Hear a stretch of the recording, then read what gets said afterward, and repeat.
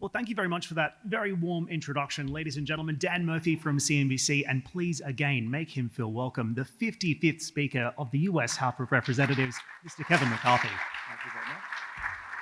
And for those playing at home, just a warm reminder, the Speaker of the House, and correct me if I'm wrong, sir, is second in line to the presidency after the Vice President in the presidential line of succession. So we are extraordinarily privileged to have you here today. Thank you so much. Thank you very much.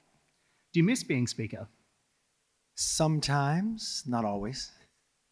It's not the easiest job in the world, but I enjoyed every single day of it. Let's talk about where we stand in this race. The latest NBC News polling says it is neck and neck, 48 to 48. But what's interesting to me is that markets are perhaps giving us a different perspective on this, because what we've seen is Wall Street rallying to fresh record highs on Friday. And at the same time, we are now logging 6 consecutive weeks of gains. Mr. Speaker, do you believe that markets are now pricing a Trump presidency? Yes and no for 2 reasons. This presidential election, nobody in their life that's living today have ever seen anything like this in America. We went from a sitting president pulling out, selecting somebody who didn't run, to 2 assassination attempts, to thinking President Trump had it already wrapped up, and then thinking he was losing. And if you watched what he did yesterday, he made French fries at McDonald's, he did a drive-through, he went to a football game, and I was texting him an hour before I walked down here. The guy never sleeps. But let me lay out, because you're all highly intelligent, you all follow markets, what is this presidency going to be like? And who's going to win? It's not just the president, it's the Senate and the House. We have never been this close in swing for all 3. Now, if you look at the last presidential election, Biden won with 82 million votes. But in America, we don't elect presidents by popular votes. It's electoral college. In reality, Biden did not win by that large a margin. He actually won by 48,918 votes. So if you think about it, less than 50,000 people out of more than 150 million voting decided this election.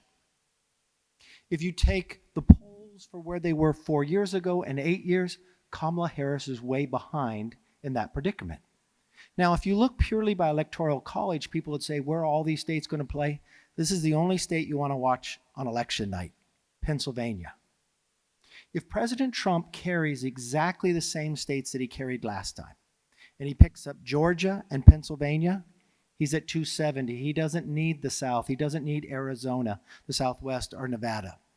Now, the challenge that we have, Kamala has done a couple things rather well. She raised a lot of money. But in a normal presidential election, you'd be playing in 10 swing states. You're not now, so money isn't as big as advantage. Secondly, if you look at the issues that drive people, economics is one. Even though the market is up, we had inflation like we never had before. We have affordability problems, and there's enough contrast between Trump's being 4 years ago and now, so Trump leads economically. We have an immigration problem because of the border. There's a challenge for Kamala Harris, the vice president, because she was put in charge. They shifted and changed policies now, but Trump overwhelmingly wins that president. There is a foreign policy discussion in America, and it's kind of drilling as a tie, but Trump gets a little more because he looks a little more defined in his positions. Then we have another issue in America. Supreme Court decided when it came to abortion, Kamala wins that overwhelmingly. In elections in America, women have a higher propensity of population of voting than men, so there'll be about 52% of the electorate will be women. There are a couple states that put initiatives on the ballot about abortion. That drives and overwhelmingly wins, even in Republican areas. So if it comes down to it, if the election was today, this is the poll I would look at. Don't look at who you're going to vote for, Trump or Kamala, because Trump always gets under percentage there. Gallup does this poll that they do for the last normal decades. They ask this question: which party do you identify with, Democrat or Republican? For the first time in history, Republicans won that poll, 48 to 45. You can look at it direct correlates to the difference between the two when Democrats would win the presidency. It had a second question: who's best to solve the problem? Republicans won that. So the environment is better for Republicans, but Trump is not playing, he should be winning by a larger margin. The last thing I would look at is demographics and ethnic breakdown in America.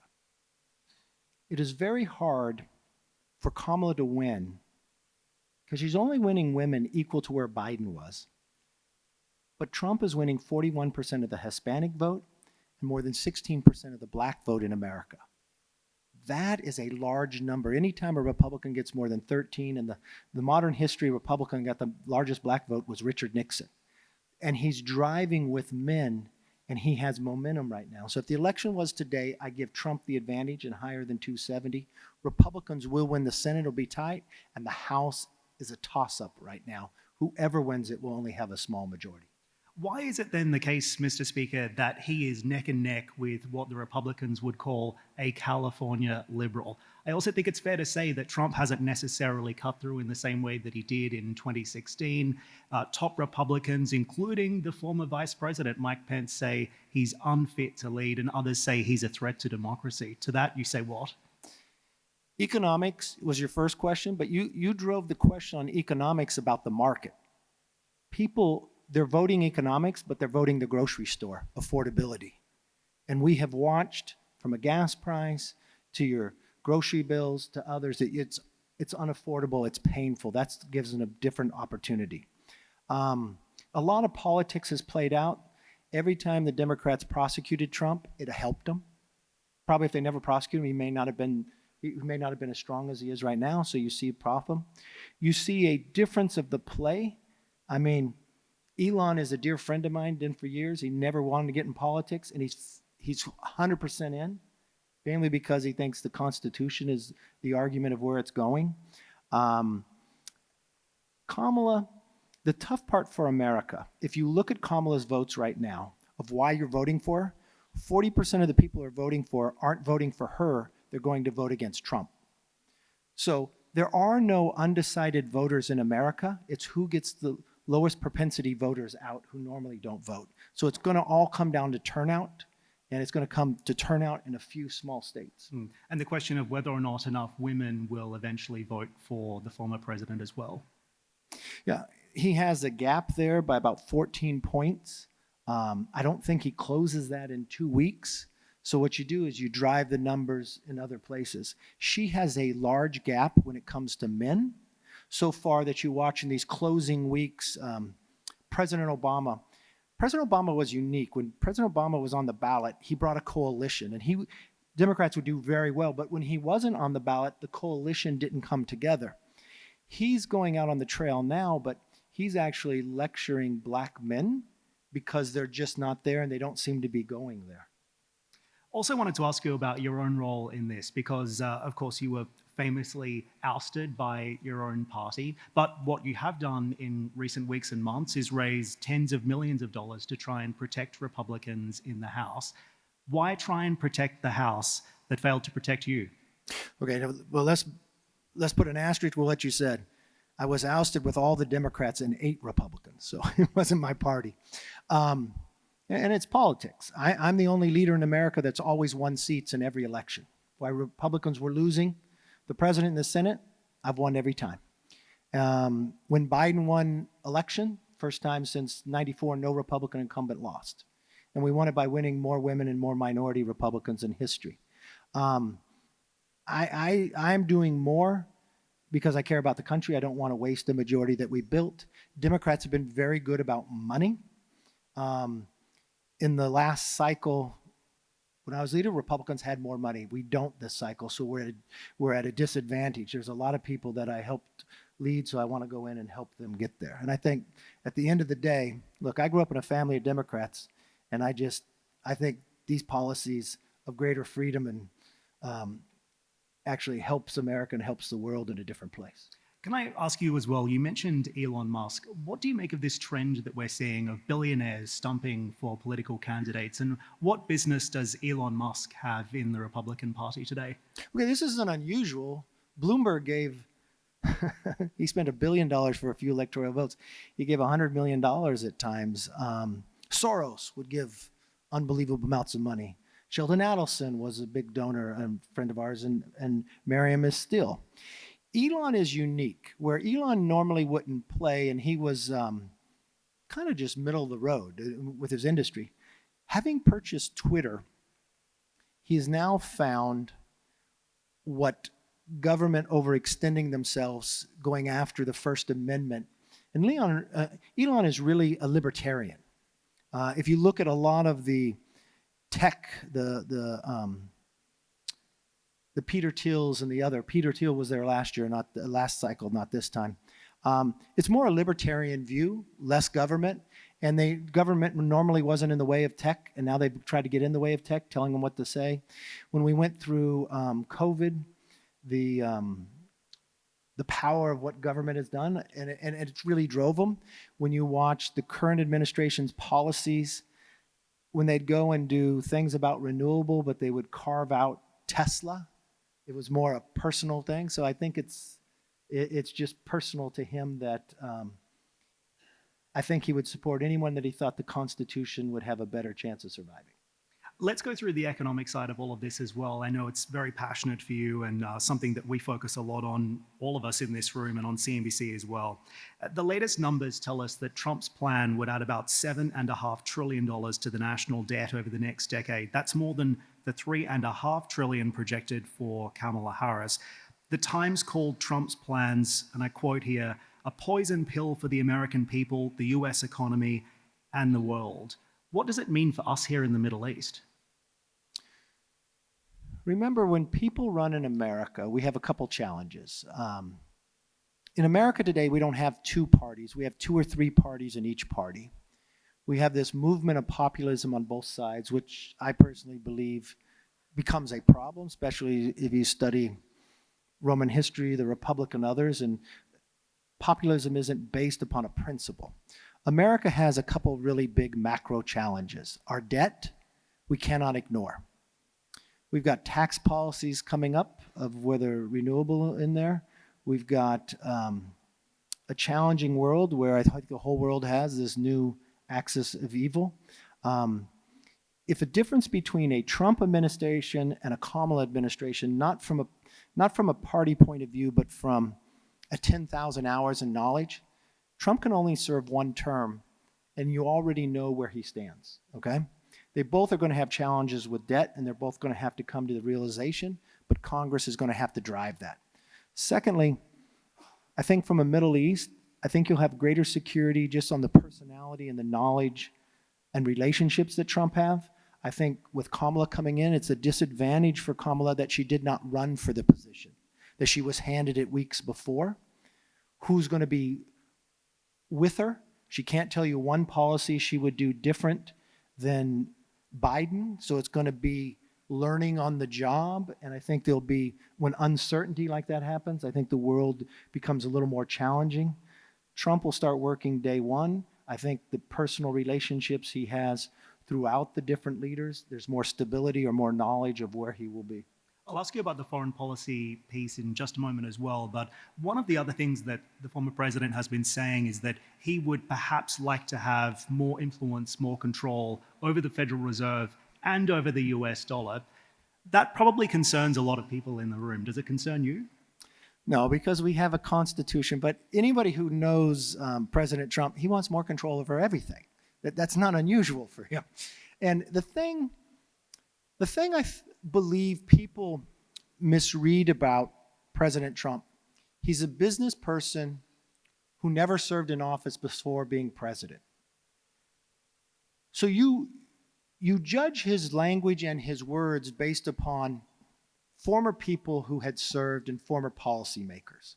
And they were probably more prudent in the language they used. President Trump feels everything's a negotiation. And he wants to have a stronger hand in negotiation. So he's going to believe when he's talking, everything's still negotiating. He's trying to get a better position, or he's trying to judge, does he have the best deal yet? He's going to ask one more thing. So people judge it. The unique thing about the president, having served with him for a long time, he's not rigid, where it's just this one way or no way. If you come and present him new information or new path to get to a solution, he's more than willing to jump in. The way people look at him too, he's very frank at what he says. He's very direct in there, but he will work with people that he complains about the very next day. That's a uniqueness. And the one thing in politics people don't really see all the time, they think everybody's fighting each other. People all still have to work together and come to an agreement. And they had an Al Smith dinner the other night, and you look across and you see President Trump sitting with Leader Schumer. Schumer will be the first one to go up there and say they need to impeach him, but Trump will be the first one to remind you, I gave you their first check when you ran for the assembly, Schumer, and they're joking side by side together. So there's rhetoric that will go on, but at the end, there'll still be a negotiation. Was it a mistake for Harris to not show up at the dinner? Yes. That was bad advice. Because the dinner is a symbolism of something else. It's something for the Catholic religion, but it's also something for America. That here we are just a couple weeks out from election, and people can laugh, and people are supposed to make fun of themselves. President Trump will say it's hard for him to do that. But still, it's a time where no matter how tough the campaign's getting, and it could get pretty negative at that moment in time, but that we can laugh and see that both could be on the stage together. I think it was better for the country as a whole when we see things like that. Let's talk foreign policy as well. Kamala Harris was recently asked about the greatest threat to America, and she said it was Iran, not China. Was that a mistake? I think long-term it is China. When I became Speaker, we created this select committee on China, and it's the most bipartisan thing in the House that we have done. There was a purpose and a reason why. The whole idea came to me while I was with, at the time, Speaker Pelosi at the 75th anniversary of Normandy. We're walking the grave sites, and when you look out there, you look at these young men, all from different faiths, different ages, you think from a policymaker, why did these young men die? What could the policymakers in our position had done that day never happened? And if any of you read Destined for War by Graham Allison, 16 times in the history of the world has the number 2 surpassed the number 1, but only 4 times they haven't gone to war. And the whole concept of the committee is not to prepare America for war with China, but to make sure we never do go. The Thucydides trap. How do we make sure war does not happen? And I think that's it. You can't play games in that scenario. But if you look at, to be fair to Kamala Harris, if the question was, who's creating a greater challenge for war today, at this second, it would be Iran and it would be Putin, who's already engaged in it. I mean, many of the actions of Putin are very similar to Hitler. And if you look, Henry Kissinger wrote this column with Graham Allison before he died. And he started with 3 numbers, 72, 72, and 9. 72 years since we've had a great war. It's actually a long time. 72 years since any nation has used a nuclear atomic weapon, and 9 countries with the capability and utilization to do it. The world is in a critical place. And when you think about coming after COVID, something like COVID only happens once a century. And when something like COVID takes place, regardless of who, in democracies, leaders usually lose their position because something like COVID is so life-changing regardless of the positions you take. And then you have authoritarians usually usurp greater power at that time because there's a vacuum. So then you have a world set of leaders not knowing one another, dealing other challenges before, and you've got inflation, you've got debt, you've got uncertainty. That's a tinderbox. So this is why these moments in times, the more that we can have an open dialogue, but I think from a position in America that we're clear on our policies. There's no ambiguity, that you don't think if we say this part's important to us, but then we wave a red line, I think that's harmful. If we say we're standing in a certain position, then we want to modify it. I think that sends mixed messages and creates greater challenges. The reason I ask the question is because for us here living in the Middle East, I think the United States is still the most important foreign policy actor in our region. And President Trump has been long on intent, but maybe short on detail when it comes to exactly what steps and measures he would put in place to cut tensions and improve the stability of this part of the world. So can you name one specific policy, one specific measure that he would do differently to Biden when it comes to ensuring regional stability? I think the first place of how allowing Iran to produce as much oil as they're producing now because of what Joe Biden did. Embracing our allies, not pushing away from them. Secondly, I think you would see him, he's not afraid to interact. If you look at North Korea, I remember sitting with President Trump at the time and advice from President Obama telling him Korea, such a difficult situation, not going to be able to get there. He may start off calling him Rocket Man, but he's the first one stepping into North Korea and we're not testing. You watch from President Xi coming to Mar-a-Lago at the same time, he's sitting down to dinner. We have a challenge in the Middle East when it came to Syria and somebody stepped over the red line. Instead of waiting 12 times as he's passing the dessert, he says, by the way, 53 cruise missiles are going. It is a more defined where we are. It's more defined what we want to achieve. If Iran is allowed to produce 3 million barrels instead of 400,000, they had much more money to fund entities that cause problems in the Middle East. If you have America embracing Iran and pushing away allies, questioning it, you question where America is. I think a lack of questioning where we stand is the first place that probably sustains the world in a little safer place, knowing where we are. Mr. Speaker, we only have about 3 minutes left, so a couple more questions for you. What is the fate of the Maga movement if President Trump does not win this election? The face? The fate. Oh, the fate? And the face. That could be interesting as well. The fate and the face. I think people misinterpret Trump. You can't just take Trump, meaning that somebody just doesn't get to pick up the mantle. The movement of MAGA, Make America Great, the slogan started with Ronald Reagan. But I think what you have found, and people question what does that mean for foreign policy in different ways, I think you've watched that grow, and it's a challenge within the Republican Party and the Democratic Party. They haven't solved certain problems, so there's become a frustration. The thing that President Trump has done, he brought new people into the party that hasn't been there before, so it's a different face and a different makeup. It's a more working class party, which gives it a longer future. But I think if Trump is not successful, like anything else, it's like having your hand in a bucket of water, you pull it out, there's a hole, someone's going to fill it. It's going to have to be a battle, but I hope for America's sake it's a battle of ideas. America's biggest challenge is the last two presidencies. People went to vote not for who they wanted, but who they wanted to vote against. Presidential elections should be aspirational. For a person to be able to govern after they win, they have to have an election based upon ideas so the country decides this is the direction you want to go. The country's hungry for that, but I think if President Trump's win, it's kind of his policy. They do want to have a secure border. We're big believers in immigration, but we think in a fairness place to go. They do want to have a sustainability when it comes to energy, and I thought His Highness picked on something very intriguing that people are.